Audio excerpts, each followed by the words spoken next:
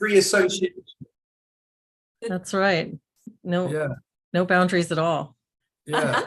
I like that when we started a live stream recently, I think I was in the middle of asking one of you about your migraines and how they almost become a bit hallucinogenic. And I saw someone in the comments was like, were you guys talking about LSD when I first I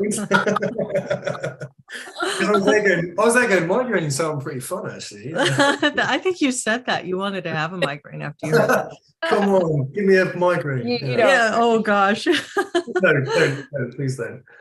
Yeah, It's June 5th today, Monday, June 5th. This is our 22nd Solid Ground live stream. So glad to see you all and welcome to the chat, anybody who is joining us. And David, would you like to start us off? I will, yes. So the Solid Ground blurb. Solid Ground is a peer support community for anyone concerned about the imposition of critical social justice, CSJ, aka woke, and or COVID mandates in their workplace, university, children's school, or community. We offer weekly online peer support groups in which members share ideas, thoughts, and support for how to navigate the impact of these ideologies and answer the question, where do we go from here? You can join one of our groups for only $5 per month. To find out how to join our community, please visit solidgroundsupport.com. And please note, Solid Ground does not provide psychotherapy or legal advice, and nothing we do should be construed as such. Excellent. Thank you very much, David. You guys aren't laughing in the background when I do that, are you? I don't know why. I just want to laugh. I don't know. It's just it's my change of demeanor, isn't it? From like, okay. Well, you get your telephone voice on. It's like mom is yelling at the kids and then the phone rings and she answers the phone very differently. Yeah, you got your telephone voice. Oh no, I'm self-conscious now. Oh no, it's a good telephone voice. And you don't say pounds very often. So that's good. Quiz. Trained it out of him. I guess it would be good to describe the group, the Solid Ground, the community a little bit, because the blurb is good and it gives the overview, but just in loose terms, what is it? What do you want to talk about what people experience? What's the point of joining Solid Ground? the one thing comes to mind immediately is to know you're not alone and that you are not going crazy. Because that's one of the things that people say. It's like, oh, thank God, I'm not the only person who's struggling with, being told crazy ideas and being told that I have to say things or go along with things that I don't believe. So people say they feel so much less alone and less lonely. And it's nice to sort of have that reassurance of there are other people who are awake to this attempt at a cultural revolution, and that they can have conversations with people who share that awareness. Yeah, I think for some people also just to get to speak freely at all. I mean, I sometimes get the impression that some of the things they come and say here, like they haven't had a person to say them out loud to at all. And there's such a relief in that.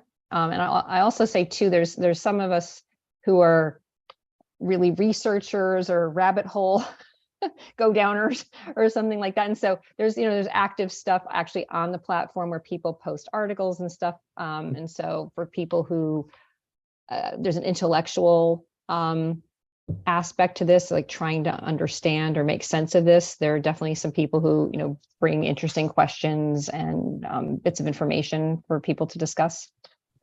Mm-hmm. And so there's the platforms, the locals platform that Jody started. And so can anybody just sign up to that and post in locals and connect online that way? That's just open for anybody who wants to join, right? I think so. And then we do the second tier is if you want to join the groups, there's a $5 buy-in. It's not very much. It's not expensive. It's just $5 a month so that you are, I don't know, I don't want to use the word vetting. We're not really vetting people, but it's sort of another level of expression of interest and commitment. Mm-hmm. And then in the groups, we have right now 4 per week, and they are an hour and a half long. And each of us is facilitating one of these groups right now. And it's just a nice free exchange of thoughts and ideas and experiences. Do you guys often do a prompt, or do you let it just kind of flow into what people want to talk about? I can just let it flow sometimes, or I sometimes start it off by saying, is there anything burning that someone wants to bring? And sometimes, like, if there's someone's coming with a bit of energy of something they want to just get off their chest, then I think people in the group are quite sort of like on board with just allowing someone to just get that off their chest, and it often starts a bit more of a lively debate. But sometimes it's just what people feel like they want to bring, a bit more free and easy. And I guess I'd just add as well that you don't have to feel like you're a particular, political persuasion. You can be. We're very much. Some of us are like-minded, but there's lots of people with different views. And I think the only thing that we all share is a kind of like a curiosity and maybe even a modesty that we're not all getting things right, and that there's plenty more to learn. And yeah, that discussion is the best way to get there anyway. Mm-hmm. Is that similar to your experience, Jennifer? Yeah, sometimes somebody will be coming to group who's just watched the live stream, and they might have comments, and we might talk about follow up a bit about what we discussed in the live stream. Other times I just ask people what's on their minds, or sometimes I've just seen something really interesting in the news, and I'll talk about that and ask people if they saw it, and that'll be sort of the springboard for our discussion. It's all kind of just whatever emerges in the moment. There's not really a formula. What do you think, Deborah? Yeah, I'd say similar. I see what's in the room, what's in the Zoom room. I haven't done anything where we've intentionally put out a topic. I've wondered, David, you and I've talked about that too, about potentially if we thought we had a topic, even like announcing it on the on locals, so that people were interested in the topic, they might come. I don't know, we haven't done it, but we were like, what would that be like if people knew in advance there was going to be one? Would they get themselves over to it or not? But so far I've mostly just attended to like what's happening in the moment or what people need. I mean, that's an interesting idea, isn't it? Just if we opened up and said, there's any topics people want to talk about in the next week or so, and then that people suggest them, and then one of us could pick it up or something like that. I don't know. That would be a good way of getting people to interact and bring things along with them. Mm-hmm. Yeah, we've had a couple of times where somebody will bring something up that's really interesting, and so we'll save that and open with it the following week. And it's created some really great discussions. I think it's nice sometimes to have a topic, but then other times it's a topic will emerge if you're just hanging out.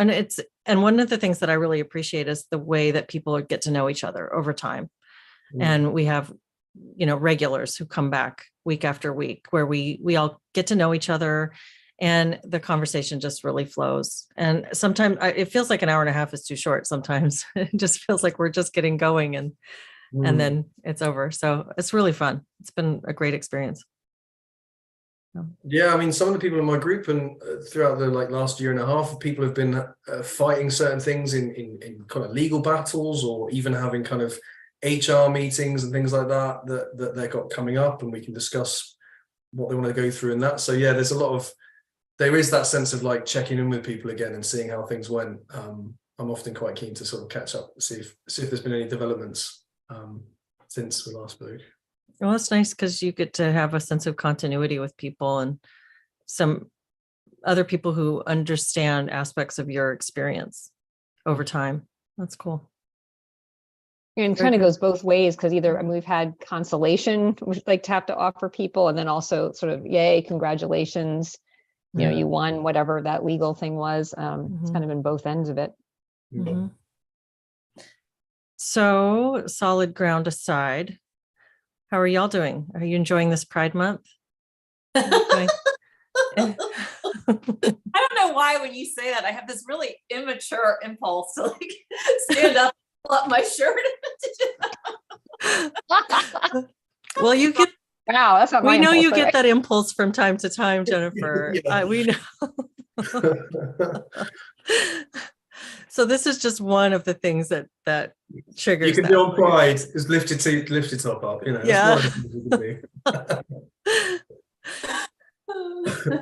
Oh. I think what's interesting is I'm on Twitter a lot, and so seeing, and maybe I just follow more people who might say this, but seeing even people within the, say, the LGBT, like that part of the community, saying this is getting too much, or we don't like that this got so corporate, or I don't even want this anymore. It used to mean something, and so there's a wearying of it. Or even interestingly too, there's the not liking ways that maybe it's gotten more, I don't know, like risque is not the word, just blatantly sexual, like publicly or something like that, or people being clear, like, I don't think I want children near that. And so, even within the community, there are people going, oh, wait a minute.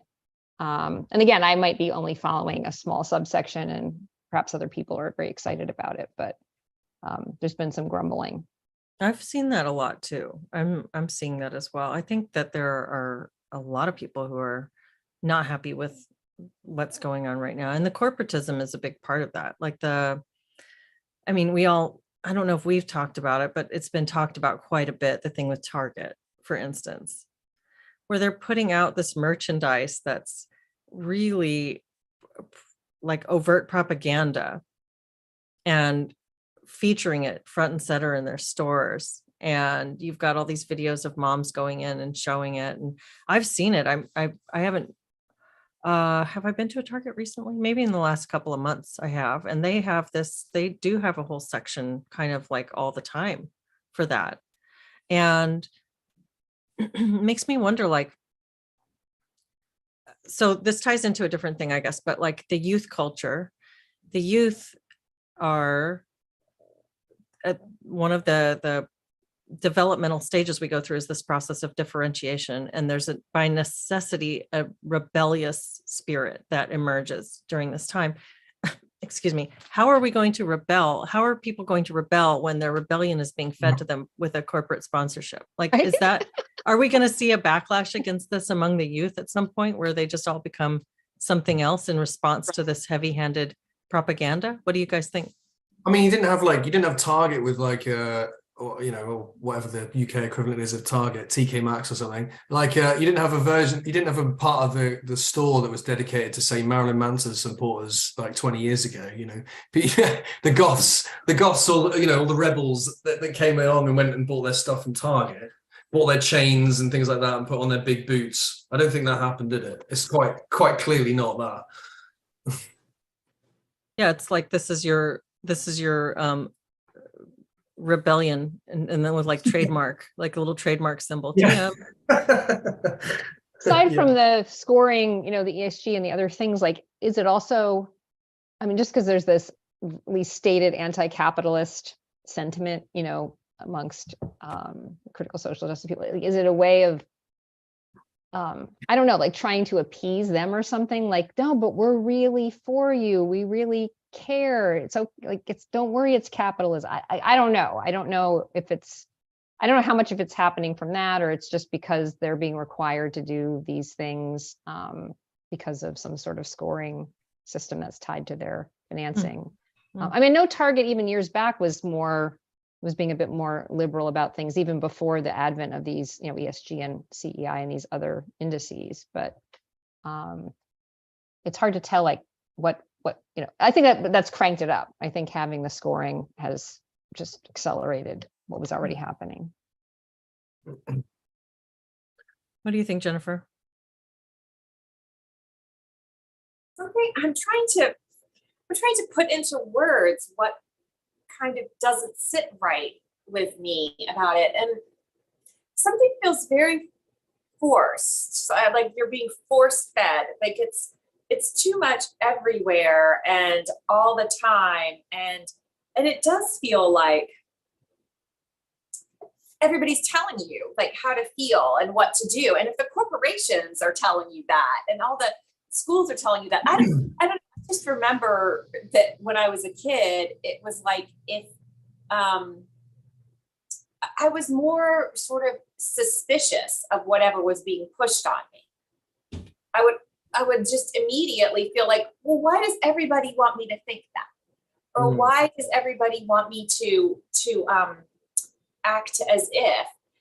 And I'm just, I don't know. It's just, it might just be my sort of, I don't know, I guess oppositional personality or something, but I don't know.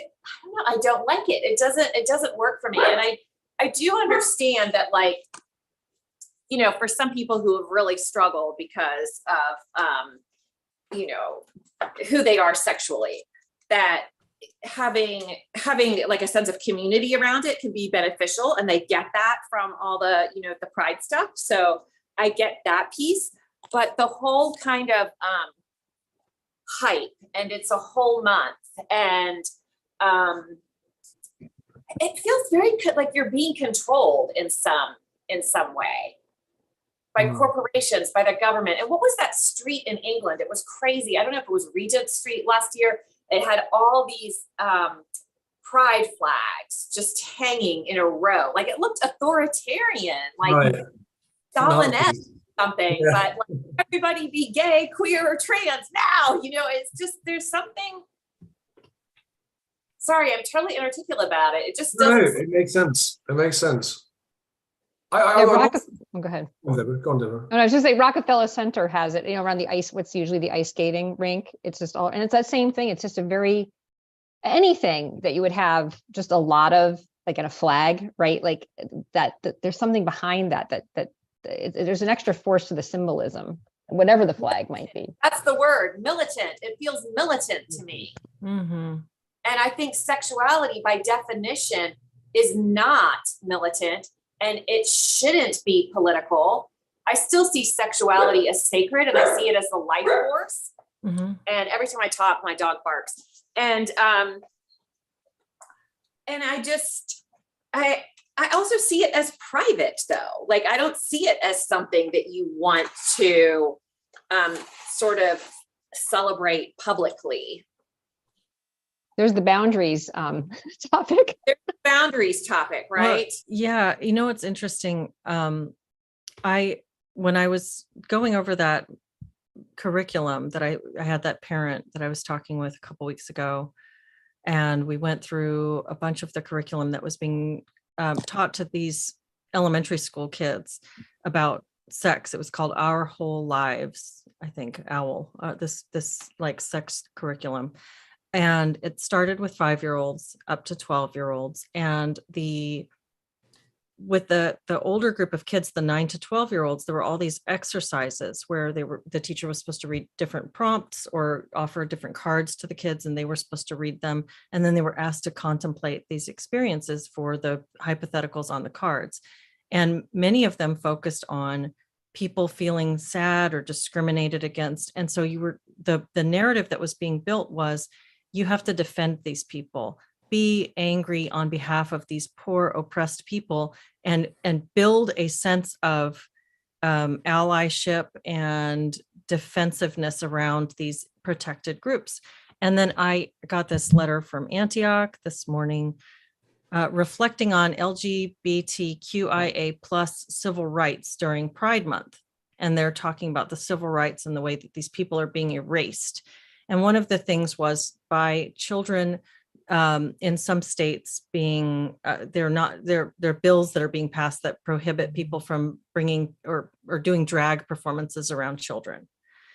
And that this is a violation of civil rights. And I think what is going on here, where we're trying to activate children so young to be angry on behalf of these oppressed people who are oppressed because of things like not being able to wear cross-sex costumes around children. That's an oppressive restriction on people. And so it's these bills are governing aspects of behavior, but the behavior is being tied into identity so closely. And that's interesting. And I don't know, those are just a bunch of loose thoughts strung together, but it's when you say everything all at once, all over the place at the same time, Jennifer, that's that militant aspect of that tied together with the coaching and grooming of children to feel certain ways about this. Yeah. It's really quite disturbing. Yeah, it's also exposing kids to sexual material at a really young age, which when I was doing my clinical training, that was considered a form of sexual abuse. Like if you exposed a child to pornography, that was considered sexual abuse. I still believe that. That's activating things in a child that they don't have the maturity to handle. And it's also not their time yet to be thinking of those things. They have other developmental tasks. And this is interrupting that. I mean, people will discover sex on their own without a lot of help. I think we can all look back to and remember when we first started having questions and natural curiosity. And it's a natural process. And when it comes up, the parents can answer those questions at a, age appropriate level. But showing kids things, in elementary school about sex acts, to me, they are, and it's coming from the government. It's happening in public schools as well as private. It's so creepy. It's like the government is sexualizing children, and people are enraged whenever you suggest that perhaps they shouldn't. And it just makes you wonder, right? Why are you so militant about needing to sexualize children? Yeah, that's this boundary thing too. There's something about not recognizing adult and child as different, and this denial of developmental psychology, like this, which I guess some of this comes from Foucault and some of these, earlier postmodernist thinkers, where that's an imposition, that's an oppressive thing to suggest that like a child is not like at the same level or subject to certain things or certain protections. And we're just really running up against that. And there's often the excuse of things like, well, porn's already out there and kids are seeing it, so we need to explain all this stuff or something like that. I still think you don't need to, but it is, however, this notion of childhood innocence is getting eroded. It's just, and it feels crazy. We have to fight that, like who should have to fight that, right? And that there it is. What do you think, David? I was just thinking about all the I guess the parents that quite willingly trot their kids out to recycle their mantras and post it on social media to say, look at little Timmy, he's saying all the right words, and you're just like, this is no one in their right minds think that you've accomplished anything by indoctrinating your child. It's indoctrinating children has been something that hopefully we thought we were breaking free of in our secular world, but now it's coming back with a vengeance. I was also just thinking about the capitalistic aspect of this. This just seems nuts as well. I mean, like corporations trying to clean their hands of things by getting involved in pride. We've got this, I don't know if this is connected, but it's just kind of going on in my head, but like this, have you guys heard of this Philip Schofield thing that's happening a little bit in this country? There's another disgraced media personality, a sort of daytime TV host, the sort of person who might be on The View or something like that, but he's been a sort of a lovey and he's very much considered a kind of squeaky clean presenter who's been on TV for 30, 40 years, I think now. And I won't go into his whole history, but the media are having a feeding frenzy on him. They really are. And he has, what he did was there's allegations that he groomed a young child into the media organization at the age of 15 and helped kind of promote him through the system. And then they even had a relationship while this guy was married. And then there was a moment in which Philip Schofield revealed that he was gay. This was about 2 years ago. And this was around the time where things looked like they were starting to be leaked out of the organization. So now it looks like, looking back on it, that was a strategic moment for him to try and kind of control the narrative so that he would get sympathy for coming out with his sexuality. And I mean, I said there's lots of reasons to be critical of this individual in the media, but there's way that the media are now feasting upon their own, which is just this way of controlling the narrative so that the media companies and corporations come out on top. It's almost like they're quite happy to just put these people on a pedestal, and then when they need to, they'll just clean their hands a little bit by just kind of going, look how sort of virtuous we are by attacking this individual. And it's just like, I don't know. It's not revealing anything about the machinery, the kind of cynical machinery behind it. It's just I don't know, surface level stuff that's just annoying me at the moment. I don't know if that's connected, but it feels like it is. Well, it's like he failed the purity test, and so he Right. has to be ousted. Mhm. And he gets the companies, the media get to go, look how virtuous we are. We're washing our hands of this guy. Look what we all do to this person. And there's all these media characters kind of going, yeah, he was always a wrong 'un and stuff like that. And you think, it's just, I'm maybe getting quite cynical, but yeah. You know, what's hard for me to get a grasp on, I was just wondering about this and writing about this somewhere else, is to really understand, and I feel this is where I feel ignorant. I could get said, well, you're straight, this, that, and so we shouldn't even speak or whatever. But like, I would understand really the state of, you know, daily life for someone who's in the LGBTQ community, the extent to which, like, going just through average day, you know, what the degree of discrimination people are experiencing. I was just listening to Josh Slocum this morning on Disaffected, and this is anecdotal, right? This is one person's story. And actually Josh is, okay, two people, right? And he had a guest he was talking to who's an actor. And this guy is gay. He's an actor. He said he's also Hispanic. He's been married to his husband for 6 years, known him for 12. And he said, I think it's been maybe a couple decades. And Josh Slocum was saying, I think it's been 25 years since someone made some sort of slur or remark or something. And so, but I don't know. I don't want to, like, if there are places, regions of the country where I don't know, it's people are hearing things. It's hard to imagine people aren't getting jobs or anything, but like, I don't know what the degree is. What I'm watching though, is this amping up of we're unsafe, we're under attack, Republicans are coming after us, we're being erased. Actually somebody I know on Facebook posted that the other day. And I just was like thinking, okay, what media is this person looking at? It's hard for me to think. He lives in New York City. I don't think it's happening to him here in New York City.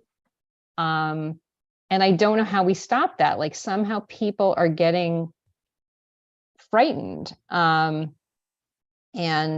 if I am missing something that's going on that's harmful, I'd like to know. But I tend to think it's not anything like it was decades ago, you know, if at all. So I don't know if you have a read on, like, what's the reality of how, if we want to call it, LGBTQ community is being treated.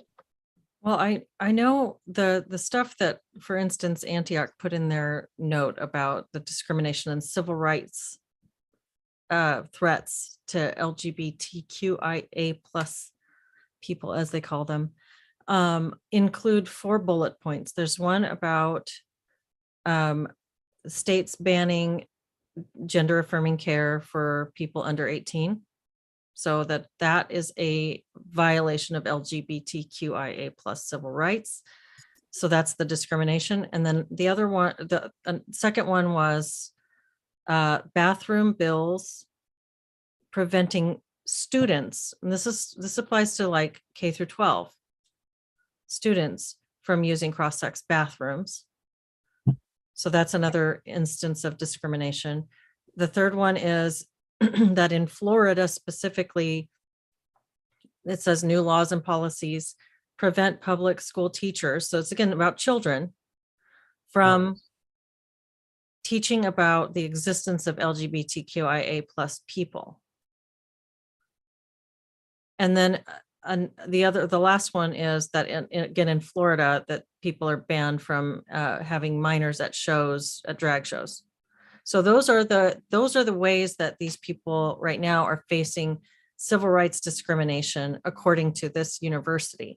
And so if that's the thing that we need to be out protesting so that these people can have the rights to do these things, then what in the world are we even talking about?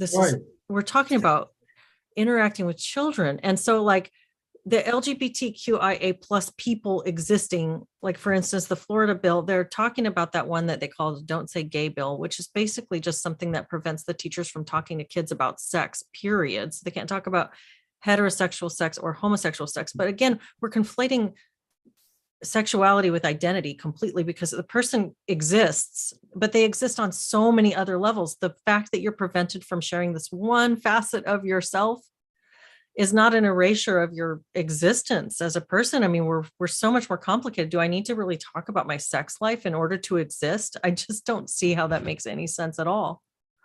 It's like, who are you hanging out with?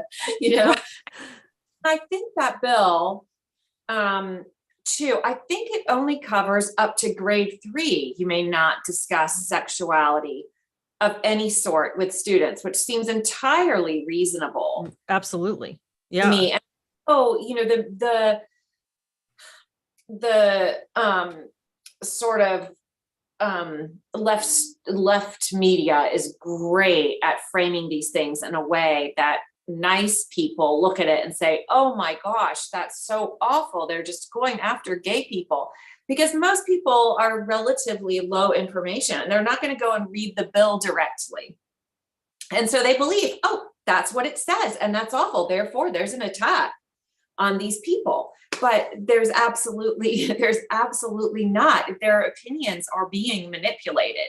And if you're a parent, why do you want your teacher talking to your child grade kindergarten through third grade? Why do you want them having conversations about sexuality with your kid? I mean, since when is it the job of the schools to do this to begin with? We used to have the one day in class where they explained just very technically how reproduction works. And that was that. And your parents had to sign permission for that. And that was, I think, in 5th grade. And fair enough, right? So, but now it's like, unless the schools are infused with all of this sexual material, people are now taking this as a strike upon civil rights. But that we never have done this. Well, and it's circular. The circularity of this is what's so striking to me, is that it is we must teach these kids about these things because these communities are being oppressed. These communities are being oppressed by not being able to teach kids about this. So it's like the snake is eating its tail. And it's like the very oppression that they're seeking to overturn is this process. It's not any other thing. What are you pointing to? How are these people being oppressed? Yeah. They're being oppressed by being blocked from kids. Yeah. I can't remember, you know, we talked about the different subsets of kind of individual groups that were involved in the process of like promulgating like woke stuff. We had the individuals who were there who were just kind of going along with the flow. I can't remember the name of those guys, but the people that trot out things that are just like these hollow mantras of sort of course, people from the LGBTQ plus community are oppressed on a daily basis. How many people just are kind of assuming that what we're talking about is like, yeah, actual verbal abuse on the street, or like, you know, someone being physically intimidating, not getting access to resources, not getting, you know, get the fundamentals of what you need in your life to kind of, I don't know, to prosper. But how many people are just assuming that those mantras, when they're trotted out, are pointing to those things? And actually, how few people really understand that what we're doing is actually just a war on these very small areas, which are, when you look at them, and like you say, Leslie, about actually something that comes into conflict with the boundaries that we use to protect children.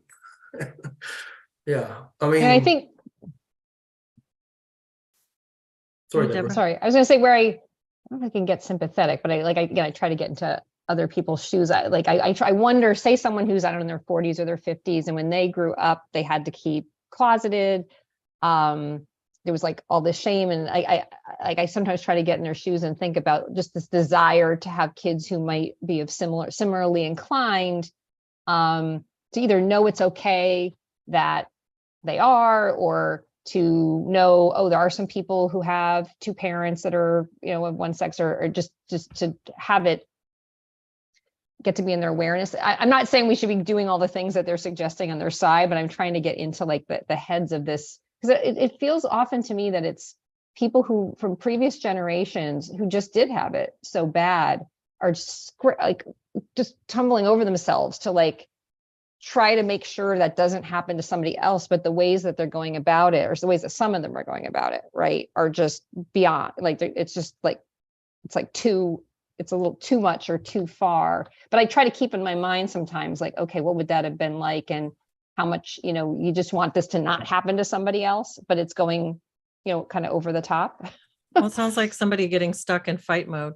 It's like you identify with a process, and your identity is wrapped up in that process of whatever that is. Maybe that's bucking the system or pushing for rights for this. And I don't know, is that kind of the picture you're Yeah, and even drawing? maybe a projection of like, well, it's similar with the, I think with, again, these are like complex issues. I feel like I'm making a really reductive statement, but there, people experience things, say, around race that happened a number of decades ago. And it's sometimes it seems like the emotional reality for people, like as though that has not sort of caught up with what's just happening in the present. And I'm fascinated by whatever is, how that's happening, for people, but it seems like it's hard to, and it may be because it was so difficult, I don't know, right? Like that it doesn't seem to make the adjustment to what is happening right now. Like, again, like you could see kids now, and there may be kids, I mean, I do hear stories of kids having been bullied for being gay, but generally speaking, you get the impression that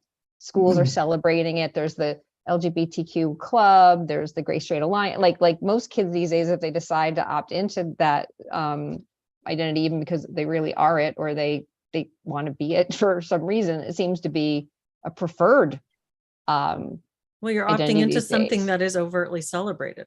Overtly, it's not even just a little bit celebrated. There's not a question about it. They've got a flag for you flying everywhere. You are part of the in club if you do that. I think Eric Kaufman did a piece of research looking at the LGBTQ community and looking at anxiety and depression and mental health, and he found that those individuals who actually engaged in on the day-to-day basis behavior that suggested they were part of that, so like behavior that would display themselves to be either lesbian or gay because they would be holding hands with a partner or kissing a partner. There's that subset of the LGBTQ community, and then there's those that simply opt in because they are genderqueer, or they label themselves in a certain way, or they like to dress up as a dog at the weekend or something, I don't know. But like the people like that, he actually found that it was more the people that didn't engage in those behaviors that would, I guess, kind of make themselves readily seen by the rest of society as being part of that group.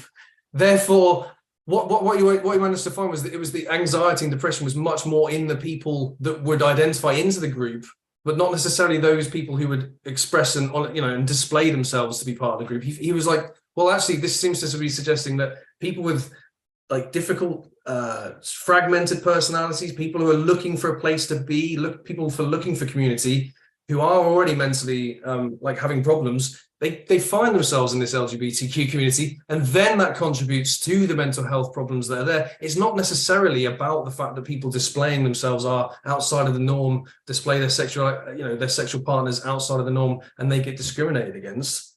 Sort of a self-selection process. Yeah, it's really interesting to see that somebody was able to try to break that down. And I have to say, I almost lost it looking at Jennifer losing it. I know, I did as well. I was trying to carry on with what I was saying. What did the research say? Yeah. I think you're speaking to the difference between the people who are just going around their lives and they happen to be attracted to certain people, whatever, right? And it's not an identity and it's not a political thing. And then this sort of more queer theory, like political revolution kind of version of it. And that's the part that seems to be more connected with the corporate piece. Although I imagine there's, way back when there were initial corporate initiatives for LGBTQ, it probably was more for like, I don't know, this person happens to be gay or whatever, right? I don't know. I think it's morphed that the corporate's blending more with the political, not to just your average, gay couple who lives down the block. Yeah, about the average gay couple that lives down the block. I'm thinking of trying to think of his name now. A gay comedian in the UK who was just recently talking about Pride Month and about the community, and he's like, I used to pride myself on being provocative, of being outside of the norms, of challenging things, of challenging orthodoxy. He goes, how did this stuff become so bland and so boring and so sterile? And I was like, yeah, I remember that, like in the 90s, like, yeah, it just seemed to be different in that way. I mean, I know, maybe that's a sign of like things becoming more mainstream, and that's a good thing. I don't know. Can things become more mainstream and accepted in society and still have their edge? I don't know.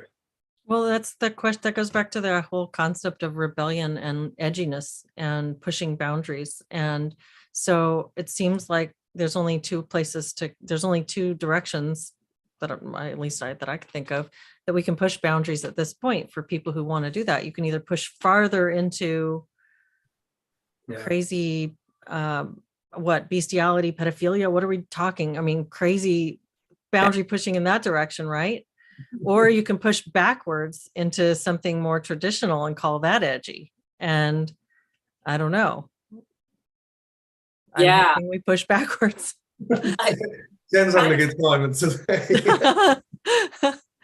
That's kind of creepy when you think about it. And, you know, I do understand the impulse to kind of protect a kid who's realizing that they're gay and, you know, helping them to see that this is okay. And certainly I don't think people should be discriminated against because of their sexuality. That's just a ridiculous idea.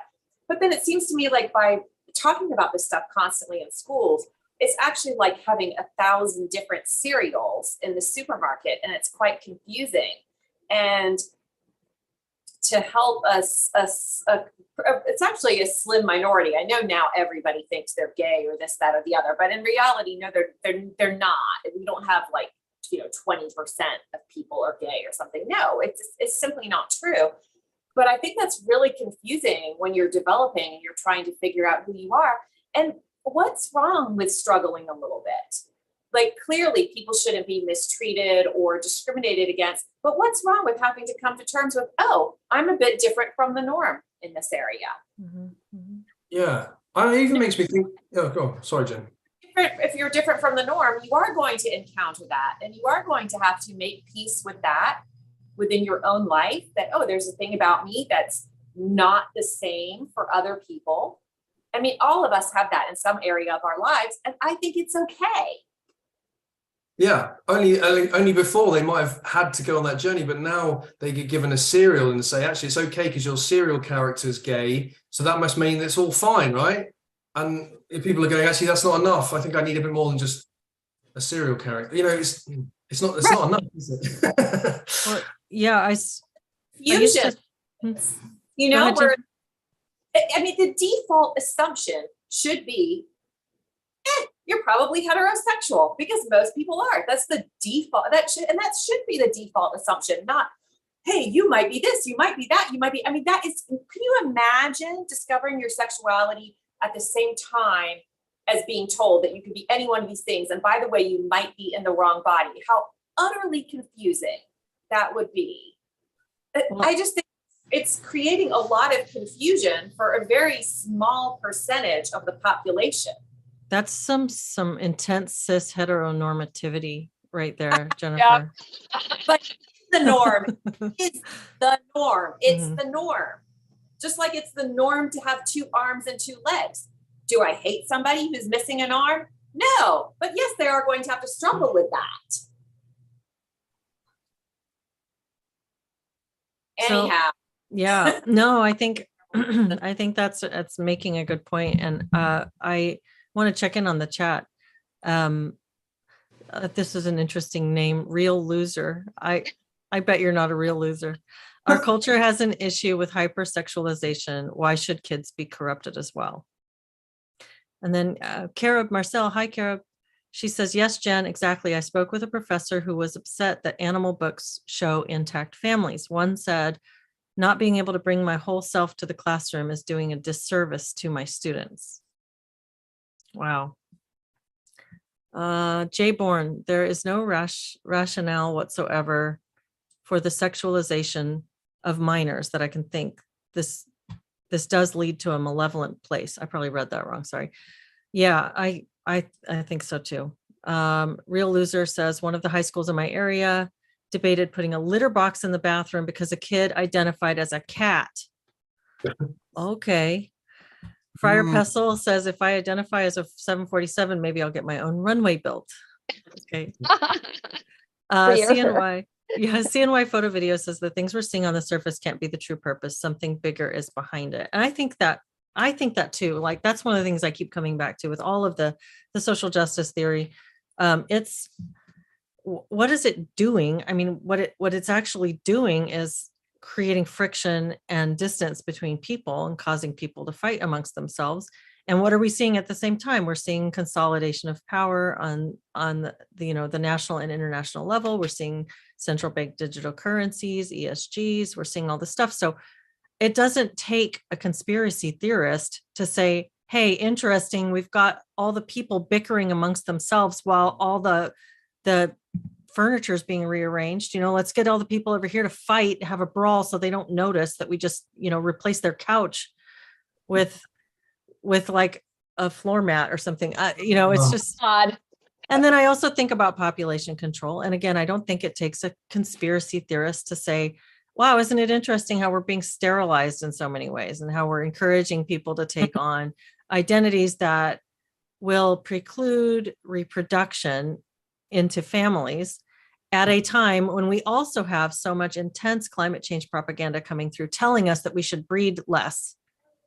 Interesting. I mean, I just don't think that should be that controversial to make those observations. That seems pretty clear to me that that's what's well, also the transhumanist piece, right? Because there's more like, well, we don't even need a woman's body to have a baby. Like we're going to have them in a sack somewhere. Or like, I mean, the more that we're removing all of the sexual and reproductive functions somewhere outside of an actual person's body. Well, and that's that sex ed curriculum. Again, I just keep referencing it because I think it's like there's a lot to look at there. It talked about how what you need for a baby is a sperm, an egg, and a uterus. It didn't talk about men and women. Oh. It was just you need a sperm, an egg, and a uterus. It's so dehumanizing, and Leslie, along with what you're saying about sterilization of people, another way to reduce the population is to keep people so confused about who they are sexually and what they want sexually, that it takes them until their mid-30s to emerge from the confusion and say, oh my gosh, I think I'd like to marry and have children. And by that time, your fertility has already decreased. That's a really good point. I mean, you've just carved out a decade of potential fertile years. And so you're going to decrease the number of potential children, offspring that person can have. I didn't think about that. But you also generate a lot of revenue for the fertility industry too. That's right. Mm-hmm. Yeah. David, what do you think about this line of Are we talking? like Is it too out there for you? I don't know. It's okay. It's okay if it is. I don't know. It's I'm not slightly resistant sometimes the idea of that divide and conquer thing, but it's becoming harder to sort of ignore, really, isn't it? I just think that the world as it is at the minute, people are finding their role, aren't they? And just being happy with it. They're going, oh, well, this strangeness has given me some sort of purpose and I'm just going to run with it.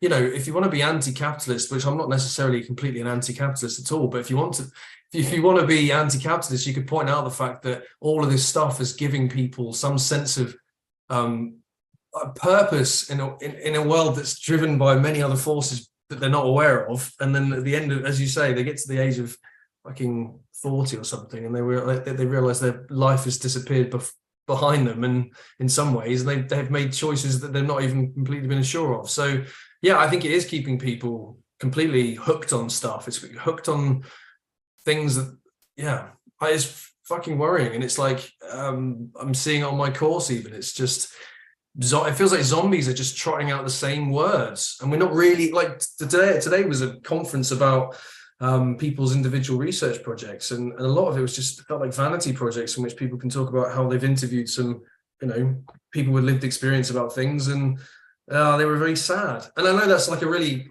honestly, if someone on my course hears me talking about this, I'm going to get crucified, but like I just sat there just thinking, like, where is the material world here? This is people just talking about stuff and patting themselves on the back.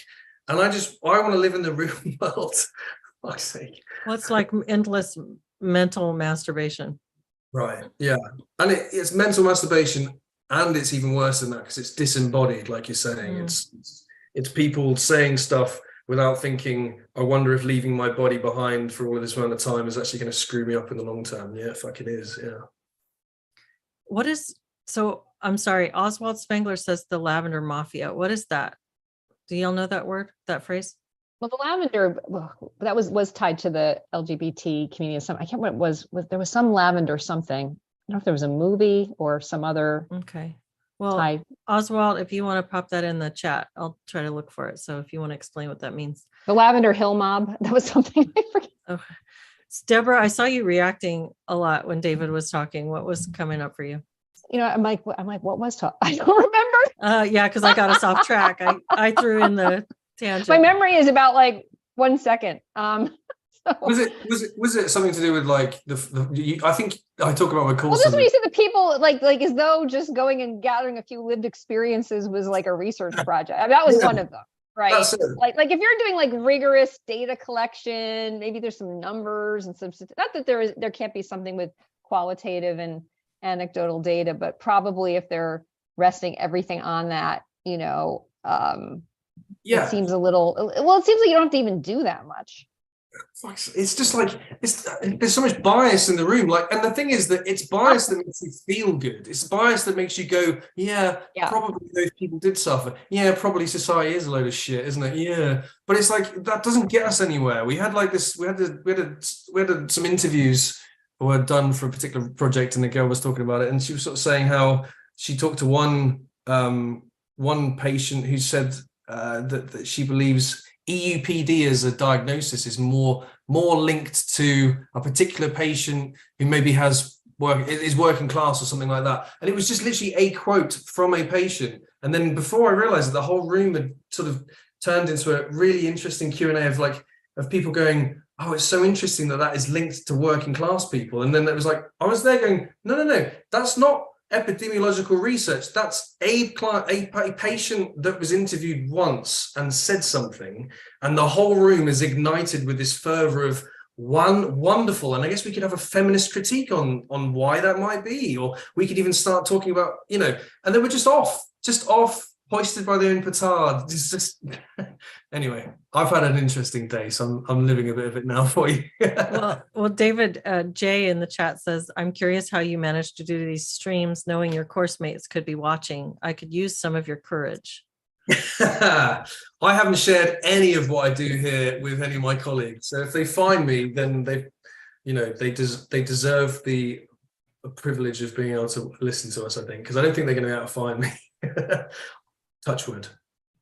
Something I want to go back to, I articulate this, but it's again one of these things that disturbs me about how children are being used. If you think about, like, it feels like people are trying to activate, and they may, again, like I think there's some people who really think they have good motives, like they aren't trying to change the world order or something, like somehow they really, like, they're not thinking well, but they think they want to do well. But to get children to be upset or sad, because I remember seeing some curricula, not just sex curricula, but other curricula over the last year or two, which was just get kids in an agitated state about something bad, make them sad, tell them a sad story, tell them something to get them angry. That, and then also getting, because there's this pleasure emphasis on a lot of the sex ed. And I can understand, insofar as maybe in the past, nobody was really allowed to either have pleasure or know about it, or it was bad to have pleasure. I can understand, like, yes, they can be and all of that, but like, it seems like there's extra, like, so it feels like trying to harness children's most primal. That's the social emotional learning. That's what they're doing in the SEL. And imagine if you got people, hooked them on their pleasure, it's like you could, if they're young and they don't have their brains that developed, you could kind of just get them to say, well, your parents don't let you do this. Like, let me give you more candy. Right. And so I just feel like that just feels like such a misuse of children. I mean, such an abuse of children, because they don't have the reasoning capacity, but they're getting stimulated in all of the ways that are very engaging on a very deep level. Can I just say something here too? The idea that your teacher is invested in your sexual pleasure, now that just ruins sex for me. That's gross. Yeah, it's pretty disgusting. Especially like a teenager or a young person. You want people to disapprove. Like that's part of what makes it fun. It's like risque, you know? Not like you don't want to picture like all the adults in your life standing around going, oh, good job. Well, it sort of preemptively destroys the potential for intimacy is what it does, because you have already got your sexuality has become public and it's the business of other people. And so it sort of destroys the ability, I think, to really have a good intimate bond once that has become connected to strange others that you wouldn't have a sexual relationship with. Yeah, it's like now, like you're having sex and the politicians are in the room. And Yes. like the room with their different ideologies. And it's just, I don't like the politicization of intimacy and sexuality at all. I just want to read this one real quick. Real Loser, again, you probably are such a great person. That name, I hate even saying that for you. Says, I was exposed to pornography in middle school. I had no clue that it would become an addiction. Pornography addiction makes you apathetic and numb. It's been a journey to overcome. I think that is such a good thing to highlight. And that is a very keen interest of mine. I would love to have some time to talk about that. If you guys would like to talk about that in a future live stream. Mm-hmm. Yeah. It's a huge problem for men, for women, just for couples, for relationships, everything across the board. So thank you very much for highlighting that. I'm sorry that has been your story, and it's the story of many, many, many people right now. So something that you brought, Leslie, is it's this combination of this privacy, and then Jen, you said sacredness. Like there's some things that their value is just only enhanced in the fact that they are not widespread, that they are not public, that they are not. You know, I would never want to have to wear a veil or a burqa or anything like that, but like I can get some essence of that, just not being out like on display, like everywhere, showing everything all the time, and then there being a potential like erotic quality to that when someone gets to share that not the whole marketplace didn't get to. And again, I'm not saying let's put women in veils or burqas, but and people aren't seeing that. There's this notion of more is better, right? Bring your whole self to show, all of it. And it loses value in that way. That's so true. I hadn't thought of it like that. It feels like everyone's encouraged now to kind of wear as little as possible on these pride marches, but on like MTV, performances and things like that. It's I feel like an old person, but I've seen women walking with these shorts. We're calling them shorts, and I am like, there's like butt cheek like hanging out like from the bottom, and I'm sitting there going, why are they wearing that? And I have to think, geez, what did I wear something like that back when? I don't think I wore that much exposing clothes, but wow. Well, go ahead. Sorry, I was going to say there's a touch of the kind of like inverting the normative assumptions about beauty and things like that, isn't there? There's wearing horrendous thing. I don't know. It's like getting all my fat out and all that stuff as well, and just putting it out there and going like, yeah, I guess I'm inverting the norms though, right? Yeah. Oh, I don't know. No, I think that's a really good point. I think there's something to that for sure. Yeah. Wow, it's always great to talk with you guys. We have to let everybody go now because Jen's got her group in 2 minutes. So we have to wrap up. But does anybody have a final thought they are burning to share? I hope any of my course mates, if they are listening, I did really enjoy a lot of those presentations. And I only said that in a moment of madness. I completely go back on everything I said. Please keep me on the course. Thank you. Good softening, David. Nice job. I would like to say that I think I'm having very boring weekends and that I should go out and get myself a dog costume. Without your shirt. And then you'd automatically be in the LGBTQIA+ community. Yeah. And we would be proud of you. All right. Well, it was great to see you all, and I look forward to seeing you next week. And thanks to everybody who joined us in the chat.